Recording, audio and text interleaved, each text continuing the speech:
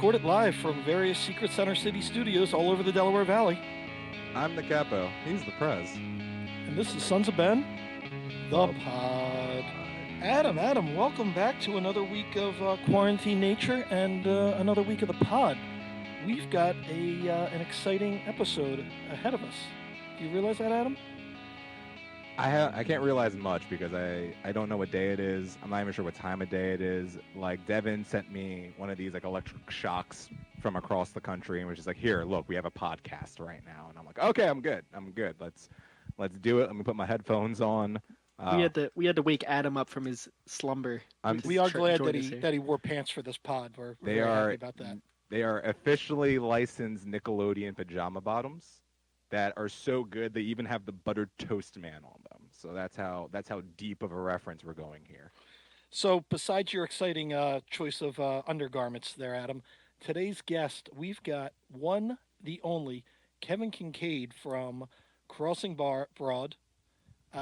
It's always soccer in Philadelphia. Former CBS 3. Kevin, what else am I missing in your background here? I mean, you pretty much are the Leatherman / Swiss Army knife of Philadelphia soccer sports reporting. Yeah, nothing too important, I guess. PhiladelphiaUnion.com, Philly Voice. I don't know. There's a lot of stops along the way, so whatever works. A trusted source of union information. That's right. Wherever the hell I was working for at any time. Well, thanks for joining us, and some people, hopefully they know by now, we're doing a crossover pod edition because, like you said so eloquently, the content must go on, even though we are not getting a lot of content from the MLS or from the union. So thanks for right. joining us on this week. Like Adam said, I don't even know if we know what day it is right now. That's right. We're just trying to keep the train rolling, so I was happy to do a crossover two-parter with you guys. So can you tell our listeners, our members out there in Sons of Ben world, when did you get started covering the Philadelphia Union? So it was at the end of the first season, the end of 2010. I came back. I was working at a television station in Atlanta. I was working at Fox 5 in Atlanta, and I came back to take a job with Channel 3 with Eyewitness News here. But it wasn't a full-time job. It was about like 30 hours a week as a writer and a producer and a sports guy and stuff. So I actually had extra time that I was trying to fill in with another gig.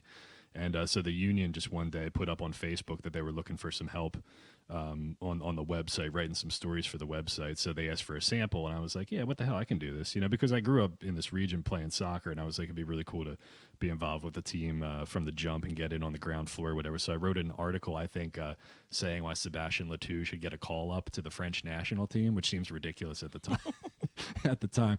But Judah, the guy who worked there, said that he liked the story, and they're like, why don't you come in and write some articles? So I just started writing for the team.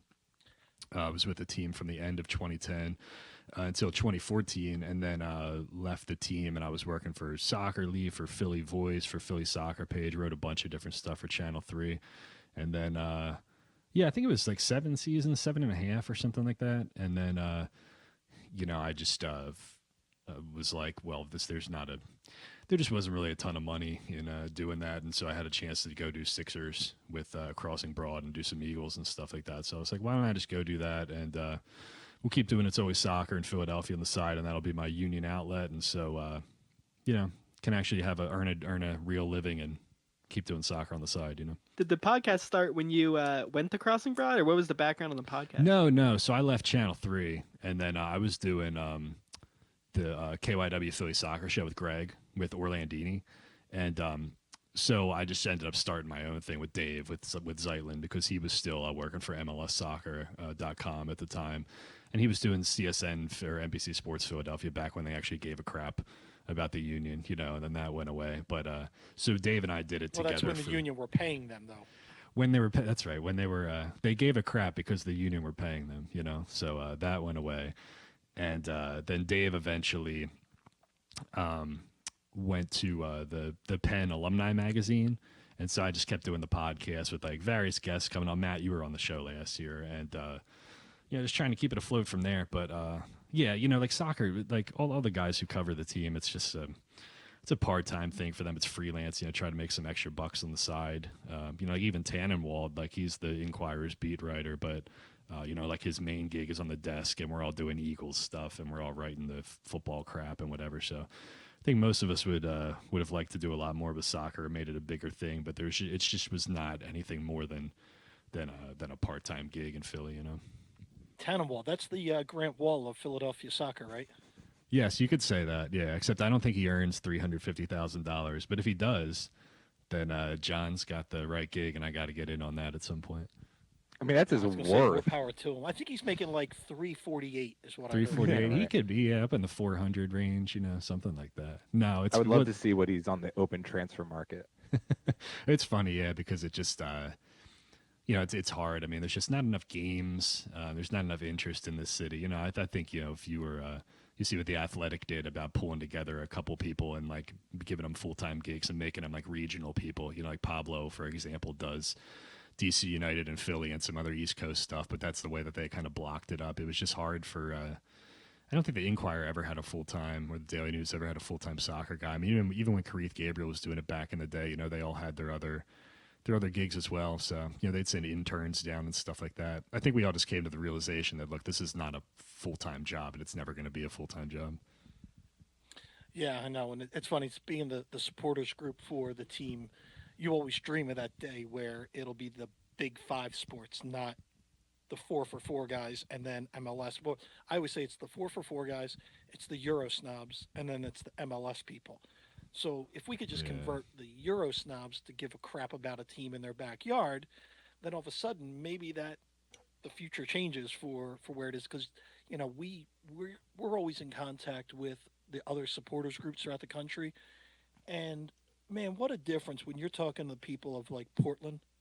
What a difference, and then even Atlanta, Yeah. which might be the worst professional sports town in the Terrible. history of the United States. Awful. But for some reason, the Atlanta United fans like that is top billing right behind Georgia Tech.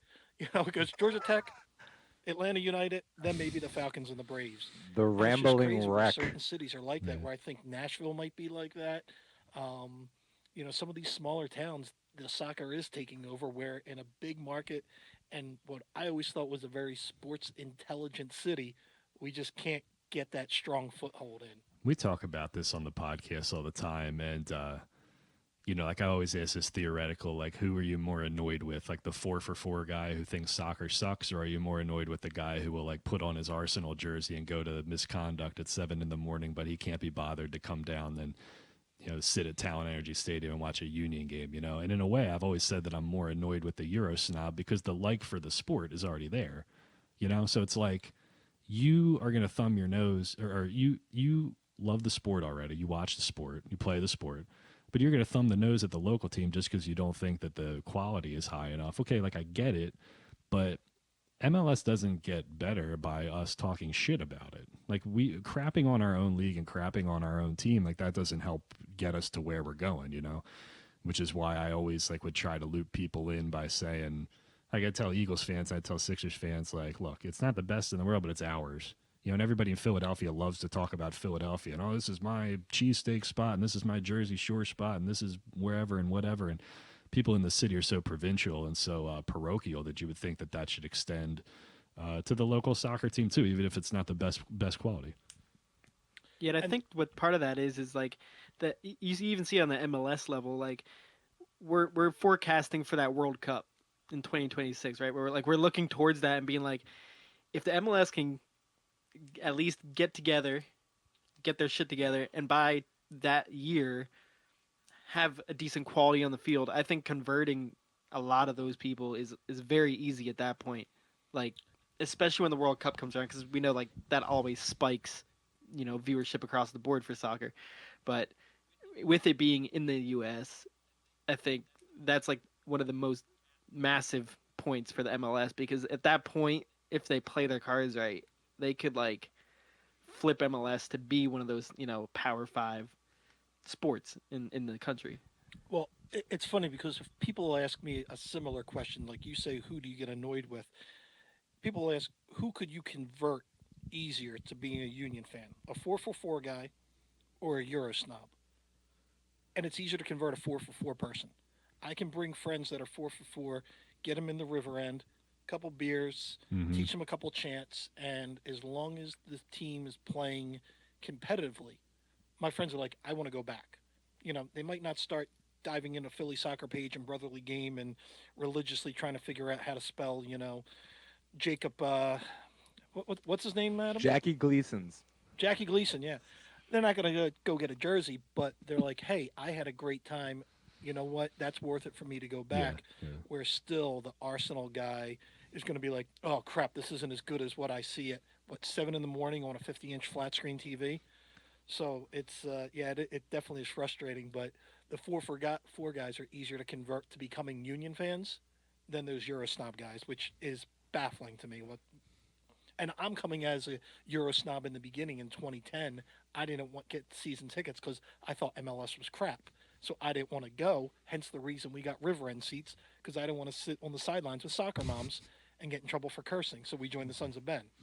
Well, no, I mean, look, I my girlfriend is from Palermo, and even though her particular club, Palermo, has in Serie D right now because corruption can be a mother, but the I've taken her to Union games, and she looks at me and she's so sweet about it, and she's just like, "Look, it looks like a middle school Catholic league to me. I'm sorry," and that's where I know that the Euro snobs, and not Euro snobs particularly, but just, people who are used to a higher quality of soccer, it's going to be harder to sell it on them as opposed to people who are just not used to soccer.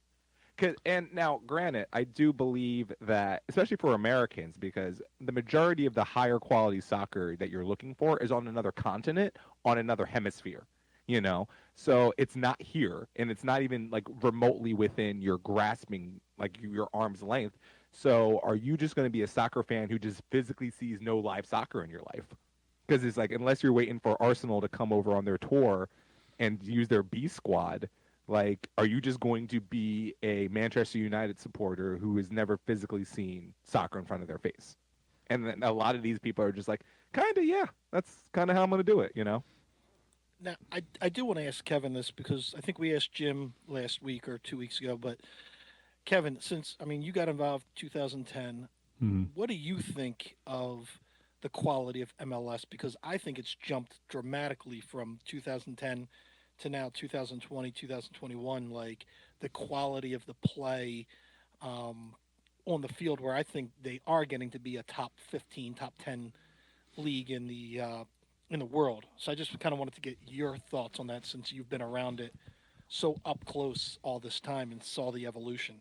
It's so much better, yeah. And like you think about 2010, which was the Union's first year. I mean, who won MLS Cup that year? I think that was the Colorado Rapids with Connor Casey and Jeff Lorenowitz and a bunch of like not to be an a hole or like insincere or whatever, but like a lot of people that we would describe as like MLS like 1.0 kind of talent, like guys who are very athletic, guys who are you know great athletes, can run all day, but it wasn't really like that Colorado Rapids team was not a tactical like juggernaut. I think the biggest difference that you see right now is that you go from like the prototypical American athlete who can run and jump and do all these crazy athletic things to now you see like nuance, you see like tactics, you see styles, you see teams that sort of carve out their own identities. I mean, like look at what the Union were last year. They were like a hybrid of a leftover Ernie Stewart possession team and like a Ernst Tanner Red Bull pressing team.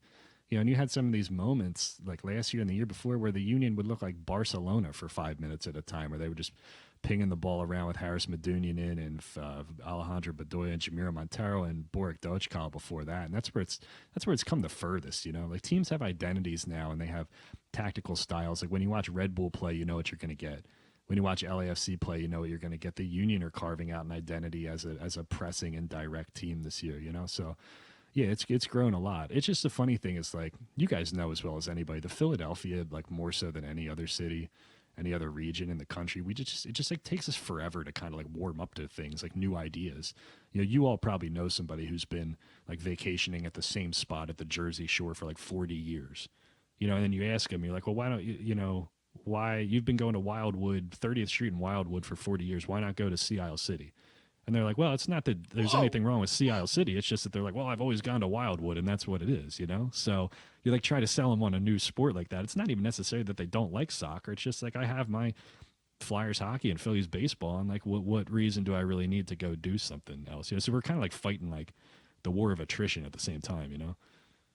Oh yeah, and even with us within the Sons of Ben, I'll get people that are like, "Well, this is our thing, and we shouldn't share it with other people." And I'm going, "That's counter to what we are as a group of bringing the sport here and growing it." But you get guys that they want to be the soccer guy at their work, so they don't want to share it with. They don't want you to pick it up. Like Flyers fans are notorious for that. That well, you weren't with the Flyers since the '80s, so you can't be with us now. And it's just it's a crazy thing as Philadelphians and I sports know. I fans used where to be like, sometimes I used to be terrible with that with music, where I was like, well, if you didn't listen to like Soundgarden back in 1989, then you can't listen to their shit in 1997, you know, because it's like MTV. But that's, and now it looks so corny, like looking back at it, you know. Oh yeah, no, yeah, so hopefully when this all comes back, we can kind of evolve into to a more, like I said, evolved group of supporters that we can share this, and then other people will be like, you know what, I do want to watch this, but I do need a couple stories from the past. I mean, give me 2010. What was it like covering the team? Did you go out to the practice facility, which they all drove in a van? Did you get to see that, or was that like hidden from you? No, we were at Chester Park one or two times for sure. You know, they even played. You remember when they had the reserve league for like a year in 2012? This was before USL Yeah. came back. Yeah, and they were playing games up there. Like we went and covered a reserve league game that was played at Chester Park. And like you know, you had Antoine Hoppino out there. You had like Chandler Hoffman playing in these games, and you know, you would be in somebody's backyard. This is like these fields are like in somebody's backyard. And later, when I became Chandler Hoffman, doesn't she do traffic on CBS 3 now? that's Chandler. Oh my God, she was like the Disney princess or something, wasn't she? I can't remember. But you'd be playing these games at Chester Park, and it'd be like that's like somebody's backyard. And when I refed youth soccer a couple years ago, I did games at Chester Park, and I'm sitting here thinking like 5 years ago, this was like a practice facility and a reserve game location for the Philadelphia Union. You know, I'll give you a good story. 2014, 2015, I had a good run where I was breaking a bunch of stories and I was getting a lot of like good little tidbits in there. And Nick, Nick was just like super annoyed, like really, really annoyed that I was getting this stuff. And like as you know, I worked for the team, and then I went from working for the team to not working for the team. So I knew everybody. We were all friends. It was a small group of people. Like everybody knew who each other was, you know. Karith Gabriel, who I worked with at the Union. He was still with the team. Amy Cicero, PR, was still with the team. I think Chris Glidden, before he went over to the LA Galaxy, he was still with the team. Nick was so pissed off that I was getting these stories and I was, you know, breaking these stories and stuff like that, that he went around to everybody in the front office and he asked to collect their phones. He wanted to look at their phones and he wanted to say, who's like leaking this stuff to Kevin and to other people too. I think he was just like that was towards the end of his tenure, like right before he got let go. And I think he was just a little paranoid at that point of like, you know, people Wow. getting information or whatever. He was convinced that I was getting information from YSC. Like he thought that they were giving me stuff, but that wasn't true. I didn't get anything from them at all. And I played up there occasionally, and like I grew up playing at that facility when it was Rocket Sports, like way back in the day before it became Oh, yeah. YSC. But yeah, he went around to like the PR staff and like the front office people and stuff and said, I want to look at your phone and I want to see if you're like emailing or texting these people, not just me, but Tannenwald and DeGeorge and other people and stuff like that. And I think they refused. I don't really know exactly what happened with that, but it got to a point where they were pretty fractured there with communications. And then you guys know that when Ernie came in, people weren't really Oh, breaking a lot of stories because, you know, they were all, number one, they were all on the same page. They all trusted each other. You know, the different departments weren't working against each other. They weren't trying to undermine each other and stuff like that. So it went from a really weird situation to like locked tight and you couldn't get any information out of anybody. yeah, and I remember I was sitting talking to Tim McDermott. You know, this is during Ernie Stewart's time, and you know he was trying to ask me why isn't there a buzz about the team, and I'm just looking at him I'm like, Tim, I go, look at your roster. I go, what guy on the team do you like? He goes, well, what do you mean? Bedoya's a great guy. I go, yeah, but us as fans, we don't know that because Ernie doesn't let them talk. I go, you want people to get excited? Yeah. I go, win the off season. I go, leak a few things that you're even talking to somebody. I don't even care if it's Yes, true. Then we can get excited about strategically something. use the press. Give me something like that, you know? Yeah, give us as fans something to read about. Not because Ernie was so tight-lipped, and it's funny with Nick. I didn't get to know Nick that well because my involvement with the board was right, literally the year we did the coffin, which wasn't a board sanctioned Oh, thing. right. Yeah, yeah. So we voted as a board to just do a protest like union fans deserve better.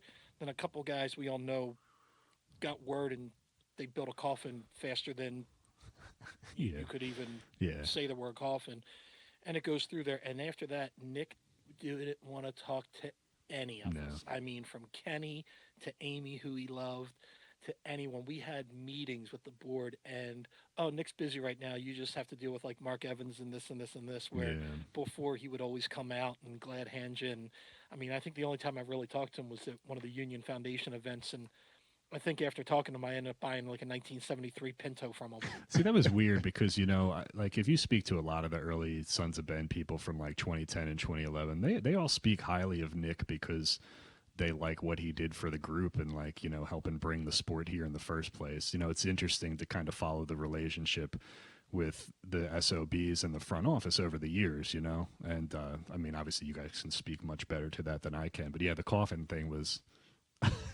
certainly Oh, changed how people. This is what I want to do. You guys tell me if this is a dumb idea or a good idea. I would love to sit down with the union and just their communications and PR people and say, I'm going to deliver a seminar on how to put out press releases and give things to the media to help you to Yeah. help yourself. Because how many times, like, I feel like they had 3 player signings this offseason. The press release came out on like a Friday night at like 5 o'clock, or they did one. They did Jose Martinez on like the Monday after like an Eagles game. Yeah. So they were like They're burying this information that was positive that gets you in the mainstream. It gets you headlines and stuff like that. And they were like doing it the day after the Eagles played the Cowboys. oh yeah. Well, I remember the David Accam thing where we were at the draft. We didn't have any picks. We didn't want to be there. Don Garber got mad that we started chanting "Save the Crew." They threatened to kick us out. I remember just being mouthy, going, "Please kick us out so I can go back to the bar, or worse, go back home or go to work Yeah. because we don't have a pick." And then we're getting calls from the front office that they wanted us to come back up because they have an announcement. We're like, "Well, what's the announcement?" "No, it's worth it. You should come up." What's the announcement? You just tell us so we know. If we, no, we don't want to tell you.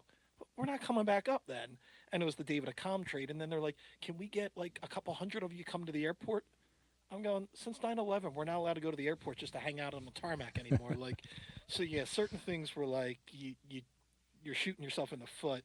But I have to say it's gotten a lot better in the last like year and a half. But yeah, I think you're right with the press releases. It might have been, I guess they're afraid of it leaking, so they don't want to Yeah. leak it, and then they send it out last minute, or they rush to send it out because they think you or Tannenwald or Tansy got info, and they want to make sure they beat you to getting the info But out. you got to like kind of read the room and you have to understand that like you're fighting for a piece of the pie in a tough sports market, I mean, you look at the way that the Eagles and the Phillies like savagely would try to one up each other back in the day, like, oh, you signed Shady McCoy to an extension. Well, we're going to drop this story about so and so, and there was like no love lost between those teams. There's only a finite, like Adam, there's only a finite amount of like column space and headlines and newspaper time, and if there's no time for it, the media just isn't going to talk about it. So you got to strategically plan ways to put yourself in the headlines. You got to say, we're going to do this at this time.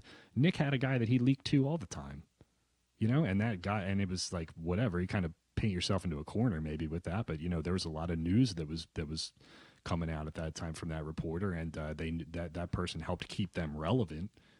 So I mean, you kind of like got to get your hands dirty, and you kind of got to like fight that fight, whether you want to or not, or else you're just gonna like get skipped over in these winners, and the good news that you do have is just gonna kind of get buried, and nobody's gonna hear about it.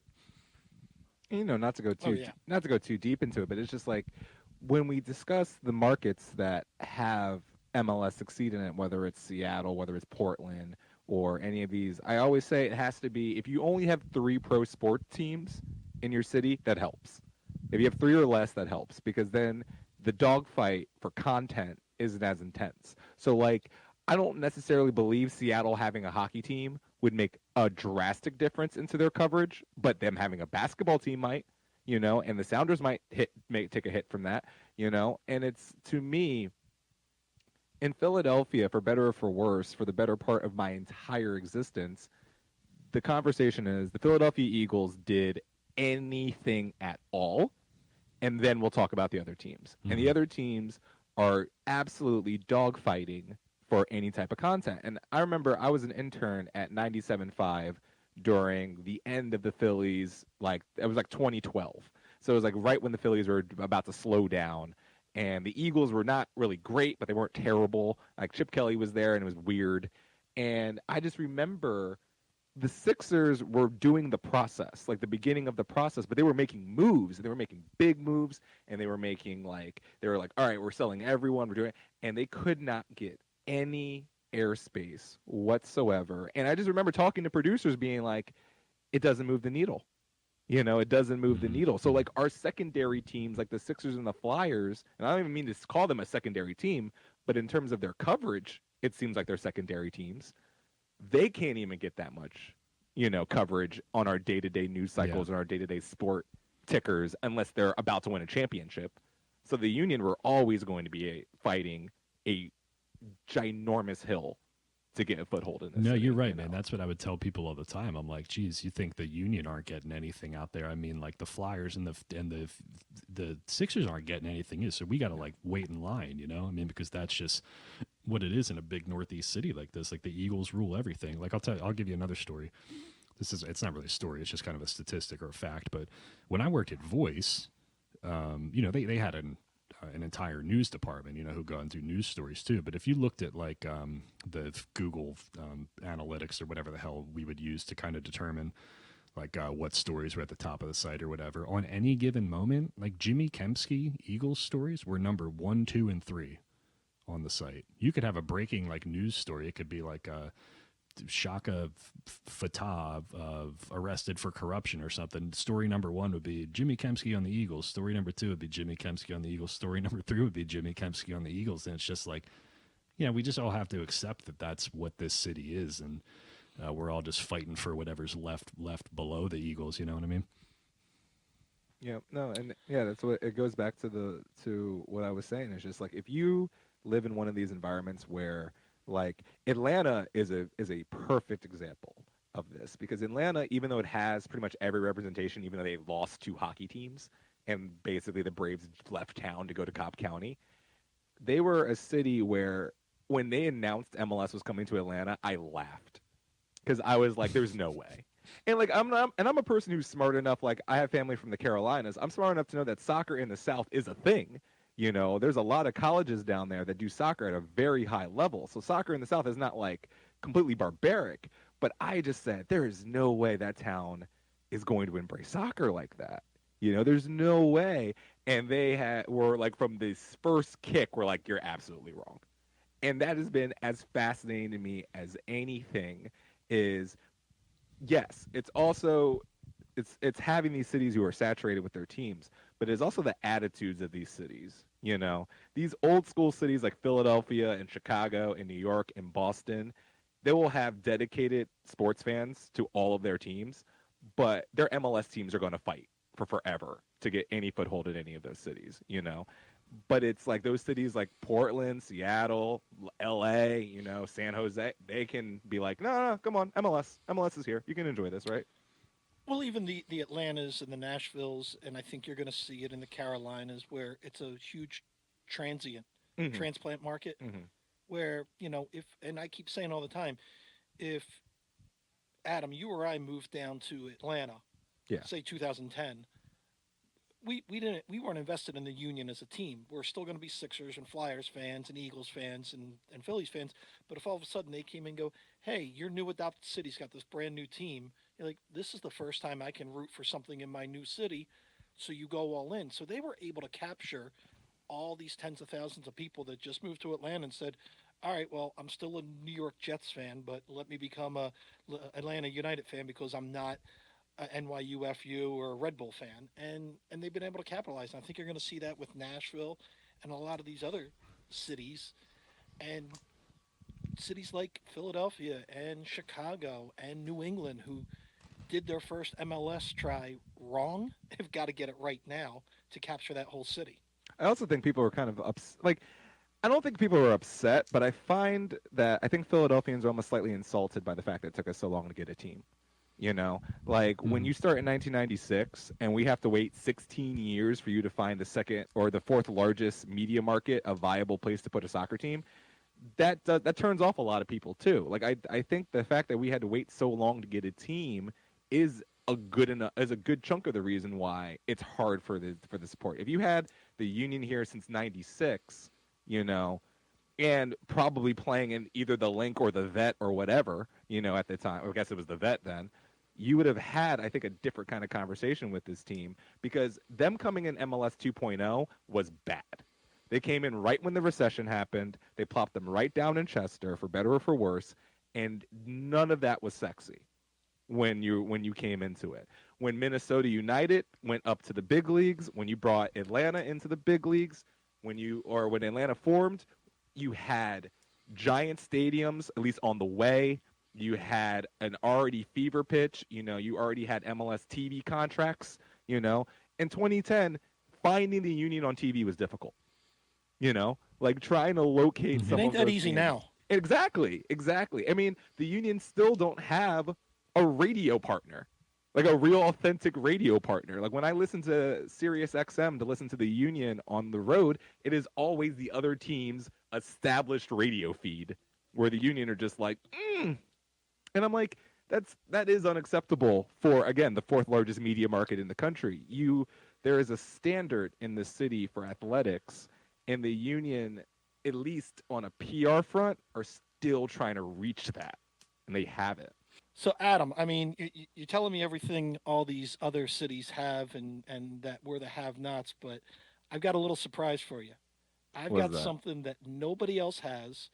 I don't even know if any other podcast has gotten this, but we did a special surprise for Kevin. We got one of his best friends in the world Mm. to do a Q&A with us. We got the one and only Union Hulk Oh to no. do about 10, 11 question Q&A with us. We communicated by our secret DMing skills that we have, and we gave him a couple questions. And so what I'm going to have to do is we're going to have Devin divide it up. We're going to have Devin ask the questions. I'll do the intro, ask the questions, and then we'll take turns answering in our best Hulky voice in his most authentic way to give the listeners the answers. Everybody clear with that? Adam, Kevin, you know your parts? I'm so Sounds excited. good. All right. So I started off because, people don't know this, but Union Hulk's on the secret presidential advisory board. Anything I have questions with the Sons of Ben, he's one of the first people I go to for advice. So I reached out and I go, I did, I was thanking him. Hey, thanks for agreeing to do a Q&A with us. I did have one quick question. Was Kermit the Frog being a whiny little bitch, or is it really not easy being green? And to his credit, this is what Hulky had to say. Kermit in abusive relationship. Miss Piggy karate chop him a lot in front of national TV audience.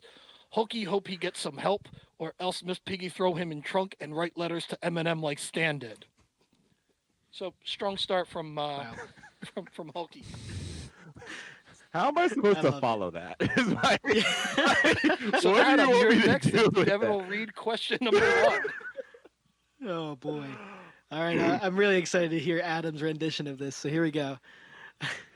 I'm glad I don't have to do Look, this. I have to say, I did do a little bit of what the kids call screamo back in the day, back in like Oh 2008, boy. 9. So I have a little bit of a voice for this. So let's see what this goes out. All right. What does Union Hulk do during this time of self-isolation? Hulky's been doing a lot of dancing. A lot of dancing. Before Wayne Rooney came and ruined everything that the doctor gave Hulky some vitamin E. Turns out it wasn't a doctor. Turns out the doctor wasn't. Turns out it wasn't E. It was just regular E, no vitamin. Hulky been dancing nonstop. That hurt. That hurt physically. Beautiful. I don't know. I think that's on a Oh, pretty even level with Matt. I'm not sure whose was better there. So Kevin's Well, gonna have Kevin's to. got the God. most experience with Hulky because he's been answering his questions for what episode did it first start with you on It's Always Soccer? that Hulky would ask you questions? God, Kevin? I don't know, but I could never make it through the answers. Number one, because there was like never any punctuation, so I would never kind of know like where to where to start or stop. But then I would just start laughing, and it would just fine. I'd have to like pause and take a deep breath to get through it, so it would make sense for everybody, you know. Well, you've got question number the God. next one. It's a long answer too. Yeah, it's got a long answer here, so good luck. Do you ever get to hang out with any of the other Union Avengers? If so, what do you all do? Hulky have friends like Dewpool, which I guess is Deadpool, and Captain yeah. Philadelphia. What we normally do is make a delightful cheese plate and then have PBR and have Fred talk. We talk about how Fred has winning smile, and then we watch Fabinho's farewell video. It's sad. Really sad. Hulky talking sad like the first 10 minutes of Up. Sad. After we finish our whaling, after the Fabinho farewell video, everybody writes fan fiction about all the Union players that went missing during the Novak era. The closest one to truth is David Myrie, and Kyle Nakazawa started a band not unlike Wham. They put the boom boom into our heart. Hulky trying to get it. # published. Oh my God. Put the boom These are boom great. into your heart. That's Wham. You got to isolate that bit. I want that to be Kevin's ringtone when he calls me. Yeah. Yeah, it can be a drop. Listen, the first 10 minutes of Up sad. That is I intentionally, sad. very I sad. intentionally did not read the answers to this, as I wanted to be authentically shocked when I read them out loud. And the first 10 minutes of Upset had me dying. I read them when he sent them. I sent them to you guys first, and then I started reading them, and I was laughing out loud. And my girlfriend's trying to work in the other room, and she's like, "What is wrong with you? Go somewhere else." It was just, yeah, I was in tears on some of these. Who's got the next one, Devin? Is this me or? It's you, Matt. Back to you. Oh, Another long one. okay. Oh no. He loves his answers here. He's got. He loves his answers and his caps. I just realized what Yeah. question I now have to answer, and I'm not excited. Oh boy. All right. Do you plan on going to Paraguay once the travel ban is lifted? And if so, will you come back with anyone? Hear why Hokie love our beautiful Ronaldinho. Sure, he make bad decisions, but he fucking shows so much joy to us in each and every bad decision he make. See those Paraguay prison pictures? He's smiling like he at Disneyland. He love every moment he magic. It why Sebastian Letou is # cherished and loved here. Yes, he scored 50 goal and 50 assists, but there never one doubt during any of his Union tenure that he didn't love every single one of us. He wanted us to be happy, and it showed in every second of his play. When there's love and so much fucking joy in this beautiful game, it never get boring. So yes, Hulky come back with Rolandino. Just don't question the name on his passport, okay? His name on passport will be Franklin Schultz. Keep this between you and your Hulky. Upset on Hulky using tenured. Like completely like just entire. I was shocked through the diction Hulky came through with that one. Now, this is one of my favorite questions, so Adam, do a Yeah, good job. I will say I did not write these questions. I'm mad- I won't say who did, but I did. I'm not. mad as hell. I'm not- Look, I'm mad as hell you set me up for this one, but I'm okay. I'm gonna get through this one. I might not laugh. I'll try not to. All right. What smells worse? Rico's bathroom after all-you-can-eat poppers night, or Jay's stinky nuts? Apologies to whomever, but Jay's nuts stink because he keeps them in a leather checkbook wedged between those testicles so no one can get to it. Union fans deserve much better than a disgrace of a boner owner. Have you seen the Union fan base? The beautiful, wonderful people who went out and brought Fernandinho Arguistieta jerseys? Sorry, his name is Fernando. I'm so sorry. Fernando Arguistieta jerseys. There we go. That much fucking love they give the Union. Sugarman and his stinky checkbook smelling nuts take every single fan for granted, and he don't deserve them. Wow. And scene. He's a treasure. This is a Pulitzer-winning segment here. Yes, this is. I've Oh, never. if we don't get an Emmy or something. Look, I'm so glad I'm still not a journalist because I lost all my credibility today. Oh wow. Welcome to the There's pod, a lot Kevin. more- I thought we were almost done, but there's a lot more going on here. Oh, there's more. All right. Uh, this was for Kevin. Do you like helicopters? Do you like helicopters? What year did Shitbird do that? Was that before the U.S. Open Cup versus Seattle? You know someone, a real dickhead, when a chopper landed on a practice field and nobody cared. Everyone just said, oh shit, it's just our owner Shitbird McShitbird. And they went back to their tailgates, which infinitely more interesting than anything Shitbird L. Shitbird has ever done, except for meet Kevin Durant. I'm loving Shitbird L. this. Shitbird. You can go pee now, Kevin, but Okay, that's I'll be right back. fantastic. I'll be right back.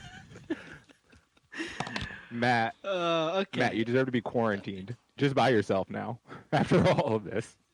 This is yes. This is rough. Do you like This is helicopters? gold. Let me tell you, I've got a little tear in my eye. Gold, Saved from Jerry. Gold. All right. So wait, are you doing? So wait. So do I? Well, I'll keep going here. So do you, laughing. Yeah, you I want to can keep do- I going? can do- you want me to do this next one, Devin? Yeah. All right. Alright, So this one's fire gonna be away. for Matt here. Who on this current team has cool Zach McMath hair? This a golden age of some hashtag cool hair at Union. Sergio Santos has very cool hair and very hashtag fancy dance moves.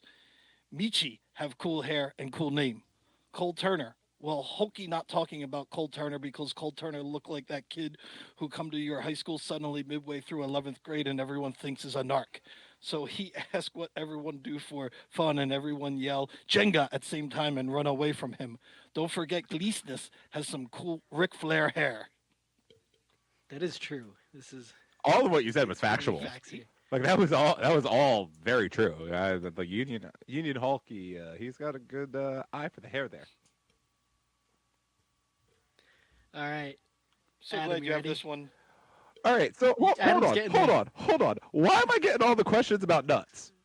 I just want to know how that I was set up to deal with all the testicle-based questions Union Hulk got. Dems the Deb's rules. the- You know we're not that organized to make it work this Look, way. all That's I'm just saying- dumb luck. All I'm saying is I get back-to-back testicle-based questions, and I'm, a little concerned. I like all there's wholesome content here, and I'm getting none of it. I'm getting the R-rated Alright. version. I'm fine with that though. It's fine. You're just gonna have to push through it here. You know Adam. what it is? It's Hulky After Hours. I'm here for it. There you go. All right, so please, Devin, give me All this right. question. Who was a bigger nutsack in their days with the Union, Jack Mack or Peter Novak? Everyone knew Novak was stinky taint, so it never was surprised that he spanked players and steal money from team. Also, don't forget ownership knew and didn't do anything about it. Answer is Jack, because he threw temper tantrums. Also, he not nice to teammates. You all may know the story. Hopono was there too. Trust Hulky. There is a reason Jack Mack has played for every MLS team over the course of 30 days. Everyone says, let's sign Jack Mack. Then they say, then they meet Jack Mack. Then they say, let's cut Jack Mack. Jack Mack currently played for the Belarus shit stains. He's going to be cut tomorrow. Screw you, Union Hulk, for making me read that shit. You grammatically All right. incorrect. So we've got 3 more questions here. So let's Power through. let's You want, push through these you ones. want me to get this next one? Kevin, you back I've here? returned. You Yeah, I good? made it back. All right, Kevin, this one's for you. With all of the bars in Chester closed for business during this pandemic, where does Hulky go to find PBR and poppers? Hulky have Hulky's bridge friends that would join Hulky and Union fans for some post-game tickle parties. Now that there's the Wayne Roney, Hulky's bridge friends are doing the whole homebrew thing, which mean the beer they leave 6 feet away from Hulky is super strong and tastes like a sweaty sock, like all homebrews. Everyone always says they like homebrew, but everyone is just being nice. It tastes like filthy grundle and gives everyone a headache. Hulky drinks lots of that taint beer. For hashtag tasty poppers, Hulky recommend dumpster diving at TGI Fridays. TGI Fridays is the only place where the food in the dumpster tastes identical to the food they serve. Moral of the story: TGI Fridays rules or sucks, depending on how you look at it. And whether you order at restaurant or eat out of the dumpster, look out for their side dishes of old rusty nails and raw sewage. TGI Fridays. Isn't that where AI used to hang out on the main line? The TGI Fridays? The city have Number one one. Fridays in the country Yeah. when AI was there. The city have Fridays. That's when I City. realized he was 5'10". Was I stood next to him? I'm like, nope, that ain't 6. That sure as shit ain't 6. Oh, all right. I think this is actually a decent question here for Matt. It's an actual question. So Adam, do you all want of to these, take this, or do you want me Yeah. to take this? Yeah, I no, know. Adam's got the next What- one. Adam's got Okay, the next one. Adam's got the It's next pretty one. good. I'm gonna It's fight pretty all good. y'all. After all of these years of struggle bus seasons, it seems like Ernst and Jim Jim have turned a corner. What advice does Holkey have for Big E and Jim Jim when the season starts back up? Now the time, loves. Now the time. The core in place. It time to put foot on gas and get this team their star. Remember when Zlatan went to LA and they have billboards up and commercials with lions and shit? Just once, Hokie want the fans to look up on I-95 and see a Union billboard with a Mario Batali on it that say Philadelphia Union. It time for show and tell. It time. Go get some fancy player and our core players get TV time exposure and endorsements and primetime fanciness that they hashtag deserve. It year 11. It time to sack up and play with the big boys. See, what I think Matt missed there is the play on words that Holkey was trying to do there. He was trying to do Mario Balotelli. It's time for show and telly. Oh, There Well, it when is. you're trying to figure out the grammatical sentence structure of Union Hulk, it might the nuance of wordplay might be lost to you. it's hard to read all caps when you're trying not to tear up while reading this. But all caps with periods, not even all caps with after 3 words period. And I'm like, okay. All right, Adam, you ready? This is the second last one here. Also the third longest, but that's cool. I'm here for it. I'm just complaining this All whole right. segment. That's fine. Yes, that's fine. What has been Holkey's fondest memory over the past 11 seasons? Good luck. In a 4-way tie, when Claverson come, he win World Cup. Then Hack never play him. Then Hack give him 1 minute, he score a fancy goal. When Sons of Ben did Doopy Coffin, Hawkey know it wasn't the most popular move. But the ownership and the management was taking advantage of the fact that the Union have the most loyal fans of all time. They just assumed that could keep shitting on their heads, and fans would keep calling it pudding. Doopy Coffin was a supporters group using their voice. They sacrificed themselves for the greater good, like Iron Man when Bruce Willis threw Ben Affleck back into their spaceship. The fact that SOBs did that doesn't get spoken of in the light that it needs to. The SOBs are our Bruce Willis. Harry, we love you, Harry. One more moment. One time, the Sons of Ben made Hulky a tifo. That meant a lot to Hulky. Hulky just got out there waiting for the Union fans to laugh and be happy. Hulky just wants one day to be looked at as a serious MLS team. Hulky is all of us. It is very nice that someone took the time and made Hulky a tifo. One more, both Fred and Danny Califf follow their Hulky on Twitter. Hulky and Fred and Califf Yeah. chat. Mostly talk about that fog hat and deli trays. Slow ride. This Take one it is easy. my personal favorite for you, Kevin. I'm glad you get to read this one. Oh yeah, what's the little cartoon character's name? Caillou, is that how you say it? Caillou, yeah, Alright. Caillou. That's it. Caillou. All right, go ahead, Devin. Oh no, we lost Devin. Oh, he fell off. I guess I'll read the He's question like- in Devin's He's spot like, I'm then. done Yeah. with this. I've had enough. He's like, screw you I guys. quit this. I have a Why did I child. even agree to this?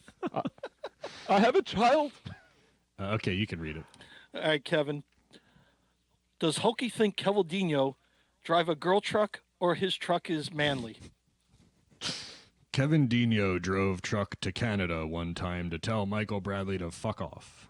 He say he did journalistic shit, but he just said that. He went to tell Caillou to fuck right off. Anyone who do that can drive whatever they'd like, and Hulky will call it #cool. It was a Ford Ranger. That's very nice. I don't of think the Hulky. Ford Ranger is really a girly truck. I mean, it was just a small pickup. It's No, and living in the city, I have a Honda Ridgeline. So I mean, I'm Yeah. like, I know I have to have a smaller truck because you live in the city. You can't park like a massive like Dodge Ram or Yeah. F-350. Yeah, dually, I you don't know? need to hear any of this girly truck nonsense from these people. I drive Well, Hulky just told you you're not, so There you're you good go. now. If I got his stamp of approval, then we're good. I drive the Jeep What else do you Compass. need in the world? And the Jeep Compass is, I would actually kind of almost not say it's a girly truck, but it's made after it's supposed to look like the Victoria Beckham Range Rover that they made, Oh, yeah. where she made that little kind of compact Range Rover back in the day, and they totally copied off of that. So it might not be a girly truck, but it definitely feels like it was designed by a girl. So This is another wide-ranging interview that we've done. So I wanted to thank first Kevin Kinkead for coming on. No, it's Thanks, fun. Kevin, for joining this train wreck. Probably the last time you'll agree to be on this with us. No, it's fun, man. Glad we could do the crossover and provide people with what they want during. I'm not the, sure if that's a good definition. Which is more Union Hulk It interviews. may not be the what they want, people- but it's what they're gonna get. During I'm the not sure if the pandemic. Union Hulk interview is the one that's going to make the MLS website, guys.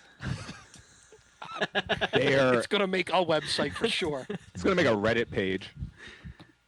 So everyone, thanks for tuning in. Thanks to Kevin. Thanks to Hulky. Thanks to Devin and Adam. And wash your hands, yo. And go over to Kevin's feed to see the second part. Part one. Part one. Part or part one. Two? It's technically one. part one. Kevin's part one. Yeah, We're Kevin's two, part right? one. We're part two. So if you want to hear part one of this lovely podcast, head over to Kevin. Kevin, where can the people find you? It's always soccer in Philadelphia. Type it into Google, or you can go to my Twitter page at Kevin_Kinkead. The Union community is small enough that we will make sure everybody finds what they need to find. Yep. Beautiful. All right, guys. Appreciate it. Thank you. All right, A thank pleasure. you. Take it easy, Hey, fellas. thanks, Kevin. Appreciate your No, patience. you got it, man. It was fun. We'll do it again. All right.